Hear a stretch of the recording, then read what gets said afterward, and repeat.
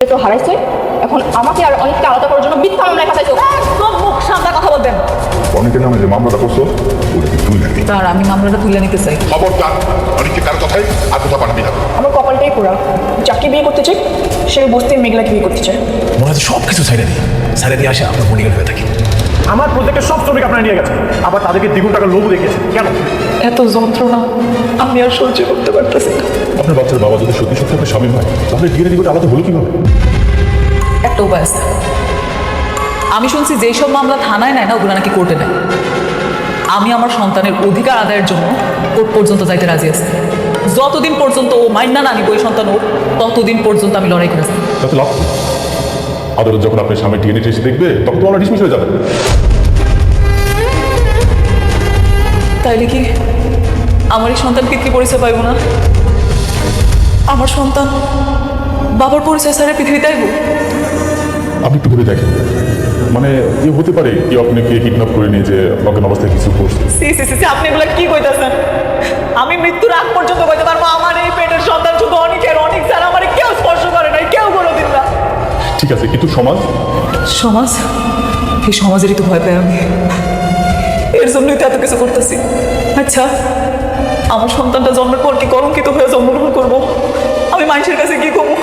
আমার তো মাঝে মাঝে মরে যেতে ইচ্ছা করে। আমি কেমনি কি করবো? আপনি একটু উপায় দেন, আপনি একটু উপায় দেন আমাকে।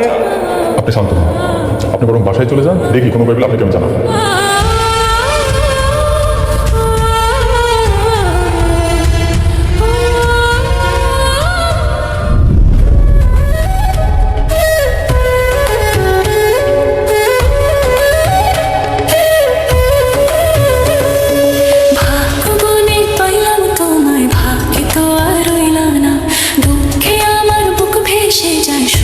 দেখা হইল না, তবু আমি তোমার আশায় কাঁদি দিবারাত্র। সুখে থেকো ভালো থেকো গরি ঘরের রাজপুত্রে। ও সুখে থেকো ভালো থেকো গরি ঘরের রাজপুত্রে।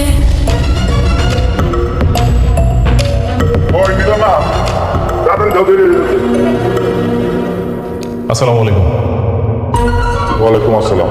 তুমি তুমি নাকি? তুমি আঙ্কেল আমি আসলে একটা প্রস্তাব নিয়ে এসেছি। প্রস্তাব? কি প্রস্তাব? মানে কিন্তু কিভাবে শুরু করবো আমি বুঝতে পারছি না। আমরা মুরব্বী মানুষ একটা প্রস্তাব নিয়ে এসেছি, আপনারা দাঁড়িয়ে আছেন, কেমন দেখা যাচ্ছে? আচ্ছা একটু দাঁড়ানো প্লিজ। আর কি করো?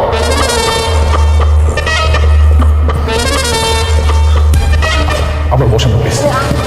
দিতাম তোমার বসেন না, বসেন বসেন বসেন। আরে বসাবসি পরে তুমি আগে কি করতে চাইছিলে এই ডাকো। আঙ্কেল আপনারা তো জানেন যে আসলে আমার বাবা মা নেই, আমি এতিম। আজকে যদি তারা বেঁচে থাকতো তাহলে এই প্রস্তাব নিয়ে হয়তো তারাই আসতো। আর এইসব আমার কয়ে কি হবো? আচ্ছা বাবা, তুমি না কি প্রস্তাবের কথা কইলা? আমি তো সেটাই বলতে চাচ্ছি, কিন্তু আপনারা তো দাঁড়িয়ে আছেন, একটু বসেন না, বসে শুনেন। না কো। আমি আপনাদের মেয়ে মেঘলাকে বিয়ে করতে চাই। কি? এই, তুমি জানো না মেঘলা বিয়ে হয়েছে? মেঘলা জামাই আছে। আঙ্কেল হ্যাঁ জানি তো ও জামাই আছে, কিন্তু ও জামাই তো একটা বেইমান। আপনি দেখছেন না আঙ্কেল ও নিজের সন্তানকে কীভাবে অস্বীকার করতেছে? আমি মেঘলাকে খুব ভালো করে চিনি, ভালো করে জানি, আর এটাও মানি আমি যে ওই সন্তানটা অনেকেরই। আর এই সমাজে আপনি চান না যে আপনার মেয়ের সন্তান একটা পৃথিবীতে পরিচয় নিয়ে বলুন? সব ঠিক আছে, কিন্তু কিন্তু কি আন্টি, আমি তো সব কিছু জেনে শুনে মেঘলাকে বিয়ে করতে চাই। মেঘলার পেটে সন্তানের বাবা হবো আমি, আর আমি সবাইকে বলবো যে সন্তানের বাবা আমি। তখন আর ওই সন্তানের পরিচয় নিয়ে কোনো সংশয় থাকবে না, সমাজের মানুষ কিচ্ছু বলতে পারবে না। না না, মেঘলাই বিয়েতে রাজি হলো। আপনারা আছেন না, আপনারা বুঝাবেন। আপনি জানেন না আঙ্কেল এই সমাজে একটা সন্তান পিতৃত্বহীনভাবে যদি বড় হয় তাকে কত কত শুনতে হয়। সবাই তাকে বলবে যে যারও সন্তান, সেই সন্তানকে আমি পিতৃত্বের সাথে চাই। বাবা তুমি একটু মেঘলারে বুঝাও। আর আমি তো বুঝাবো, আর আপনার তো গার্ডিয়ান মানুষ, আপনারাও বুঝিয়ে বলবেন। আর দেখুন আমিও চাই মেঘলাই মানসিক যন্ত্রণা থেকে মুক্তি পাবে, সেও বাঁচুক, আর আমি তার জীবন সঙ্গী হয়ে বাঁচতে চাই। ঠিক আছে বাবা, মেঘলা বাড়িতে আসো, তারপর আমি মেঘলার সাথে আলাপ করুনি, দেখি মেঘলা কি করে। আচ্ছা ঠিক আছে, তাহলে আমি আজকে আসি। ভালো থাকবেন, আসসালামু আলাইকুম। ওয়ালাইকুম আসসালাম।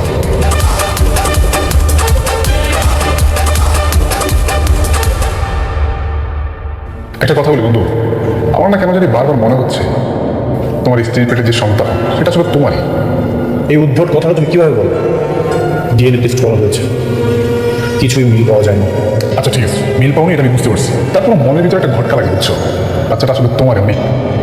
ডিএনএ টেস্ট তো ভুলতেই পারে, তাই না? এইসব বাদে কাজে মনোযোগী হোক। আমাদের যে সাইডের কাজটা চলছিল সেটার কাজ কত দূর? যত দ্রুত সম্ভব পার্টিকে হ্যান্ড ওভার করতে হবে। এটা আপডেট কি? জি স্যার, কাজগুলা এই উইকের মধ্যে হয়ে যাবে। ঠিক আছে, যত দ্রুত সম্ভব কমপ্লিট করব। এই ফাইলটাতে আমি সিগনেচার করে দিয়েছি, এটাও কমপ্লিট করবো।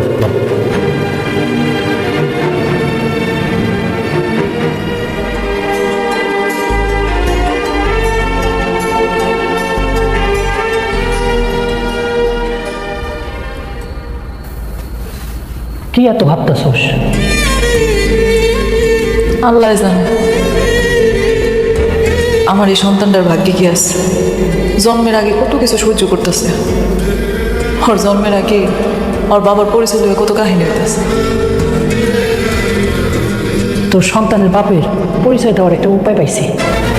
কি উপায়? কইতে দাও। আজকে না তোর জন্য একটা বিয়ের প্রস্তাব পাইছে।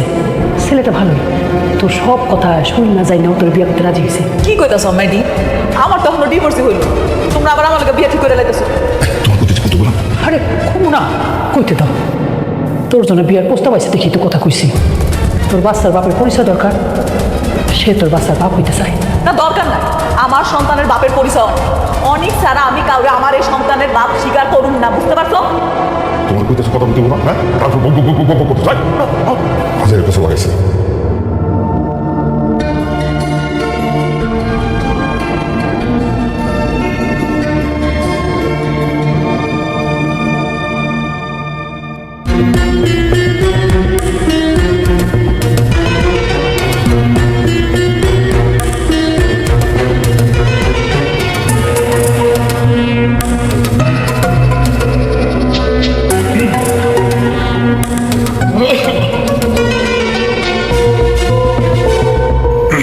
বাবা রাতুল, ওই তোমার সাথে একটা কথা বলার ছিল।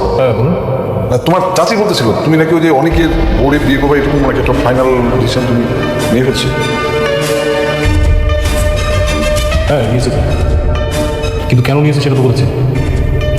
আমি বলতেছিলাম কি, মানে তুমি অনেকের বোর্ডে বিয়ে করা অসুবিধা নেই, আমাদের কোনো আপত্তি নাই, কিন্তু তার আগে আমার মেয়েটারে বিয়ে করে ফেলো। মানে আমার মেয়েটারে তোমার বড় বউ, আমরা এই বিয়েটা হাই করে রাখবো। আর আঙ্কেল আপনারা কি মানে কিসের মধ্যে কি পান্তা পাতে কি? শুনেন, ভালোবাসা দিয়ে না পান্তা হয় না। ভালো বন্ধু কিছু খাইতে গেলে ব্যাংক ব্যালেন্স লাগে। কোথায় আমি স্বপ্ন দেখতেছি আকাশ শহর, আপনারা দেখতেছেন আমাকে নর্থ। বাবা, তুমি এমনভাবে কথা বলতেছো কেন? মা, এখন আর আমাকে হয়তো আর ওর ভালো লাগে না। পুরনো হয়ে গেছি তো। কথায় আছে না, টাকার গন্ধ পেলে মানুষ সম্পর্কে স্বাদগুলো তেতো হয়ে যায়। আরে সবে মাত্র আমি হাজার হাজার কোটি টাকার মালিক হওয়ার স্বপ্ন দেখা শুরু করছি, আর আপনারা সবাই উঠে পড়ে লাগছে কীভাবে আমার স্বপ্নটাকে ভেঙে ফেলা যায়। মানে আপনার কেমন মানুষ বলুন তো? আচ্ছা বাবা, তুমি উত্তেজিত না, আমি একটা কথা বলি, মানে তুমি আমার মেয়েরে বিয়ে করবা তো? মানে আশ্চর্য হয়ে যাবে আমি আপনাদের আচরণ থেকে। মানে কেন বিয়ে করবো? এমন অবিশ্বাস করেন কেন সবসময়? আসলে তুমি সবসময় প্রতারণা নিয়েই তো প্র্যাকটিস করে থাকো, এই জন্যই ভয়টা লাগে। দেখো বাবা, দাসের ঘর আর বালক ভাত সেটা কিন্তু বেশি দিন টেকে না। আপনি কি বলুন? কিছু বলি যাই, ঠিক আছে, ঠিক।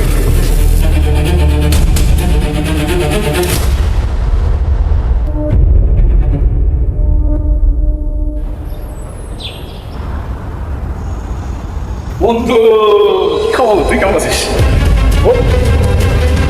তোর কি গন্ডারের চামড়া নাকি? তোকে আমি এতবার অপমান করি, তারপরে তুই চলে আসিস। আরে গন্ডারের চামড়া হয়ে গেল, এটা হচ্ছে ভালোবাসা। আচ্ছা তুই একটা জিনিসটা বারবার বলে যাস, তোর পৃথিবীতে আপন বলতে কেউ আছে, আমার পৃথিবীতে আপন বলতে কেউ আছে।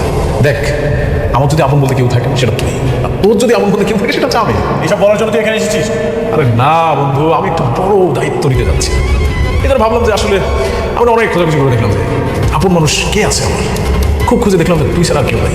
এদের ভাবলাম যে আমার কাছের মানুষটাকে একটা মিষ্টি খাওয়াই আসি আমি। ভনিতা না করে ক্লিয়ার করে বল, কি বলার জন্য এখানে এসেছিস? বন্ধু, খাবার জিনিস সবাই দিলি এরকম কথা। আচ্ছা বস, বসিস। বন্ধু, তুই কি গন্ডারের চামড়া নাকি? তোকে আমি এতবার অপমান করি, তারপরে তুই চলে আসিস। আরে গন্ডারের চামড়া হয়ে গেল, এটা হচ্ছে ভালোবাসা। আচ্ছা তুই একটা জিনিসটা বারবার বলে যাস, তোর পৃথিবীতে আপন বলতে কেউ আছে, আমার পৃথিবীতে আপন বলতে কেউ আছে। দেখ, আমার যদি আপন বলতে কেউ থাকে সেটা তুই, আর তোর যদি আপন বলতে কেউ থাকে সেটা চাবে। এসব বলার জন্য তুই এখানে এসেছিস? দাঁড়ায় কথা তুই না সবসময় শুধু এক্সাইটেড হয়ে যাস। শুনবি শোন, তোর প্রথম স্ত্রী মেঘলা, দেখ বেচারি না আসলে এখন বর্তমান কেউ নাই আপন বলতে। একদিকে এক একটা মেয়ে, আবার আরেকদিকে পেটে একটা সন্তান। সেই সন্তানের আবার কোনো পরিচয়ই নাই। এসব বলার জন্য তুই এখানে এসেছিস? ও আচ্ছা, মেঘলা তো তোকে কাজ দিয়েছিল। মেঘলা তাহলে কোনো কন্ট্যাক্ট নিয়েছিস নাকি? আরে না না, এমন কিছুই না। শোন, আমি হচ্ছে তোর প্রথম স্ত্রী মেঘলা, আর তোর অনাগত সন্তানের দায়িত্ব নিতে যাচ্ছি। আর বন্ধু হিসেবে আমার একটা দায়িত্ব আছে না বল? আর ওর সন্তানের তো আমার একটা পরিচয় না। এই জন্য আমি তোর স্ত্রীকে বিয়ে করে তোর সন্তানের বাবা হবো। মেঘলা তোকে বিয়ে করবে? কেন করবে না? তুই তো দ্বিতীয় বিয়ে করে খুব সুখে আছিস, ওকে রাখা থাকবে। এগুলো তুই আমাকে কেন বলছিস? আমি কি এগুলো শুনতে চেয়েছি নাকি? আচ্ছা, এত বড় একটা সুসংবাদ আমি তোকে না দিয়ে থাকতে পারি বল? তুই একবার ইমাজিনেশন করে দেখ, তোর অনাগত সন্তান আমাকে বাবা বলে রাখবে। আবার তোর প্রথম স্ত্রী মেঘলা, তার সাথে আমার বিয়ে হবে, আমার একসাথে থাকবে। রাতুল!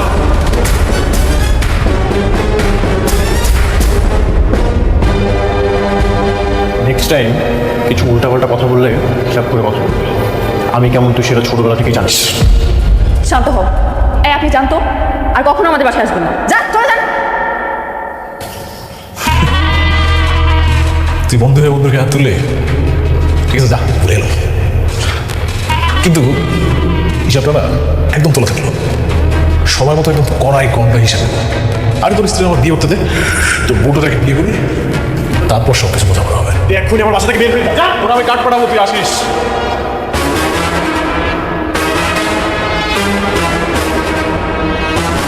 ওর এত বড় সাহস আমার সামনে দাঁড়িয়ে আমার সাথে উল্টাপাল্টা হয়ে কথা বলে। তার কি দোষ? তোমার স্ত্রী তো তাকে বিয়ে করতে চেয়েছে, এই জন্য সে জানাতে এসেছে। যা মন চাই তাই কর। আমাকে কেন?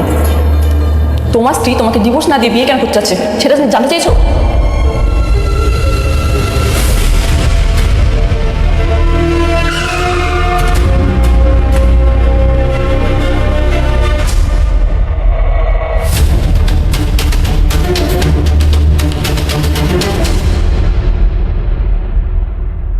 তুমি তুমি এখানে কেন?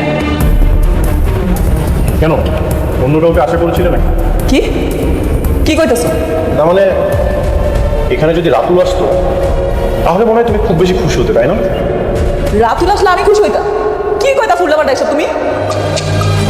হ্যাঁ, এখন আমার সব কথাই তোমার উল্টাপাল্টা মনে হয়। যাই হোক, এইসব বিষয় নিয়ে আমি একদমই কথা বলতে চাই। এই যে তোমার ডিভোর্স পেপার, এখানে তুমি আমি সিগনেচার করে দিলেই ডিভোর্স হয়ে যাবে। কি খুশি তো? হ্যাঁ, তোমার ডিভোর্সটা আমি অনেক আগেই দিয়ে দিতাম। আমার পেটের সন্তানটা যদি না হইতো তাহলে দিয়ে দিতাম। তোমার সন্তানের জন্য তুমি কেন আমাকে বেঁধে রেখেছো? সন্তানটা তো আমার না, এই সন্তানের বাবা। প্লিজ, আমি এই ঝামেলা থেকে মুক্তি চাই। তোমার আমি আর একটা কথা কতবার কমো, আমার এই পেটের সন্তান শুধু তোমার। আমি আজকে কইতাছি, আগামীতে তুমি সারা জীবন কমো, এই পেটের সন্তান তোমার তোমার তোমার। যে কোনো কিছুর বিনিময় হোক তুমি আমাকে ফাঁসাবে, তাই না? কি হাসামো মানে? হ্যাঁ, তুমি আজকে বলো, আগামীকাল বলো, বা সারা জীবন বলো, প্রমাণ তো হয়ে গেছে। ও হ্যাঁ, তুমি তো একটা বিয়ে করার ডিসিশন নিয়েছো না? Good decision. বিয়া? একটা স্বামী থাকা অবস্থায় তুমি তো বিয়ে করতে পারবে। এই জন্য আমি তোমাকে ডিভোর্স দিয়ে তোমার পথটা পরিষ্কার করার জন্য গেলাম। পরিষ্কার করতে আসছি? এত বেশি বুঝতেছেন আপনি? আপনার কে কইলো যে আমি বিয়ে করতে চাই? যে তোমাকে বিয়ে করবে সে আমার বাসায় এসেছে। কি রাতুল, আমি এখন একদম ক্লিয়ার কেন তুমি আমাকে কাজটা না দিয়ে রাতুলকে দিয়েছি। সমস্যা নেই, তোমরা দুজন বিয়ে করো, অনেক বেশি হ্যাপি থাকবে। আমি মন থেকে দোয়া করি। আরে আমার জীবনে আমি একটাই ভুল করছি, সেটা আপনার বিয়ে করে। এই ভুল আর জীবনে দ্বিতীয়বার করতে চাই না। আমারে কোনো পুরুষ বিয়ে করতে পারে না। তাহলে কি সে আমাকে মিথ্যা বলতো? তুমি যদি তাকে না জানাতে তাহলে তো সে আমাকে বলতো। আচ্ছা, এইগুলো শুনবি আমি কি, তাই না? ডিভোর্স পেপার এখানে সিগনেচার করে দিতে, আমি কোনো ঝামেলা চাই না। তুমি আমাকে ডিভোর্স দিয়ে আমাকে মুক্তি দাও।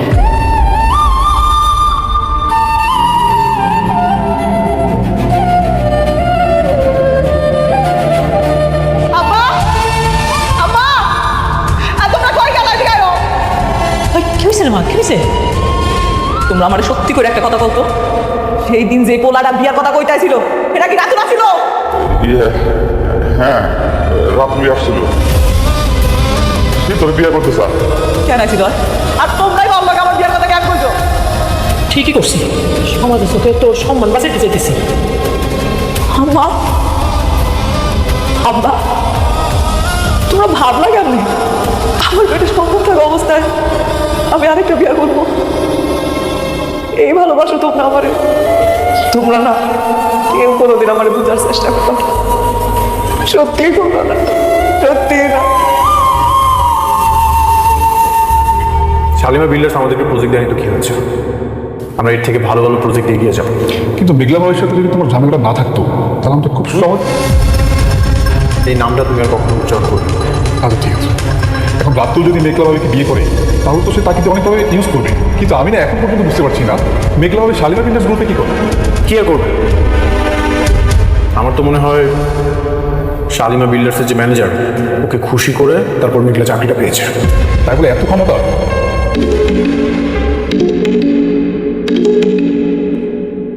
হ্যালো,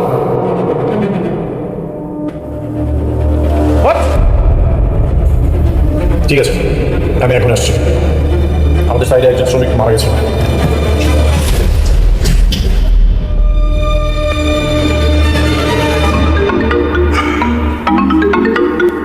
হ্যালো, আসসালামু আলাইকুম। আচ্ছা, উত্তর 17 নম্বর সেক্টরে একটা প্রজেক্টে একজন শ্রমিক কাজ করতে গিয়ে অ্যাক্সিডেন্ট করে মারা গেছে। আপনারা এই ব্যাপারে কোনো ব্যবস্থা নিচ্ছেন? ব্যবস্থা নেবো কি নেবো না সেটা তো আমাদের ব্যাপার, কিন্তু আপনি কি? আমি শ্রমিক ইউনিয়নের সভাপতি। আমার অবশ্য আরেকটা পরিচয় আছে, আমি শালিমা বিল্ডার্স গ্রুপের ম্যানেজার বলছি। স্যার স্যার সালাম স্যার। ওয়ালাইকুম আসসালাম। আসলে সরি, মানে আমরা এখনো পর্যন্ত খবরটা পাইনি, তো এই মাত্রই শুনলাম আপনার মুখ থেকে, যে কারণে এখনো পর্যন্ত কোনো ব্যবস্থা নিতে পারি। কোন জায়গায় বললেন যেন? উত্তর 17 নম্বর সেক্টর। আচ্ছা আচ্ছা, জি আমরা এখনই ব্যবস্থা নিচ্ছি। দেখুন, আরেকটা কথা, ওই সাইডে যে মালিক তাকে আপনারা অ্যারেস্ট করে নিয়ে আসুন, বাকিটা আমরা বসে ঠিক করবো, কেমন? জি জি জি অবশ্যই। জি থ্যাংক ইউ সালাম। এই জাহিদ, তাড়াতাড়ি গাড়ি রেডি করো, চলো এখনই বেরোতে হবে।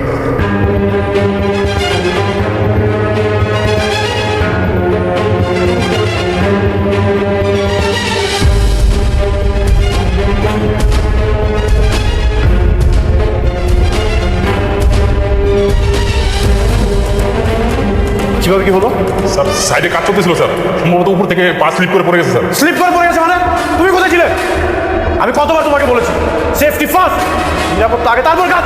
স্যার, আমি নিচে ছিলাম, হঠাৎ করে একটা সাউন্ড হলো, আমি দৌড়ে এসে দেখি এই অবস্থা। দেখে আপনার সরেন তো।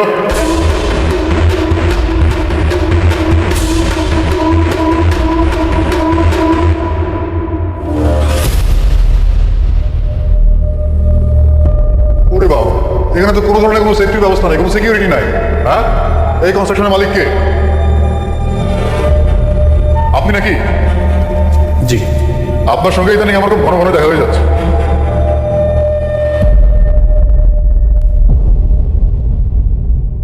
চলেন থানায় চলেন আমাদের সাথে।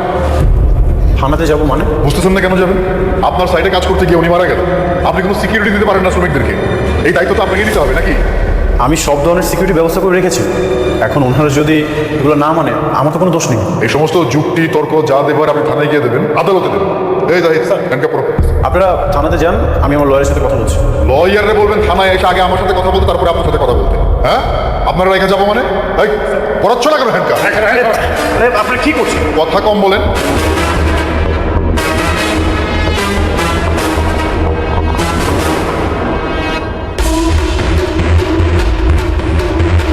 নিয়ে আসো তাড়াতাড়ি, এই সরেন আপনারা। আরে তুমি ডেড বডিটার পোস্টমর্টমের ব্যবস্থা করো। হ্যাঁ, নিয়ে আসো।